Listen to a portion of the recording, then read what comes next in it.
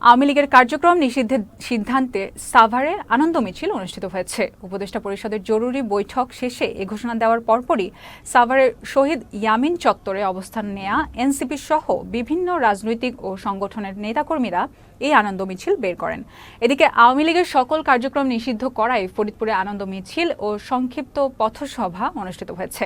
শনিবার রাতে Faridpur press club প্রাঙ্গণ থেকে ছাত্র জনতার একটি আনন্দ মিছিল বের করা হয়। অন্যদিকে আওয়ামী লীগের সব কার্যক্রম নিষিদ্ধের সিদ্ধান্ত নেয় কিশোরগঞ্জে আনন্দ মিছিল ও মিষ্টি বিতরণ করা হয়েছে। শনিবার রাতে শহরের ঐতিহাসিক শহীদী মসজিদের সামনে থেকে বিক্ষোভকারীরা আনন্দ মিছিল ও মিষ্টি বিতরণ করেন। এছাড়াও আওয়ামী লীগের সকল কার্যক্রম নিষিদ্ধ ঘোষণায় গাইবান্ধার গোবিন্দগঞ্জে উপজেলা জামাতে ইসলামী ও বৈষম্য বিরোধী ছাত্র জনতার উদ্যোগে আনন্দ মিছিল ও মিষ্টি বিতরণ করা হয়েছে। গোবিন্দগঞ্জ উপজেলা জামাতের সহকারী সেক্রেটারি আশরাফুল ইসলাম রাজুর নেতৃত্বে রাজমতি মার্কেট থেকে আনন্দ মিছিল বের করা হয়।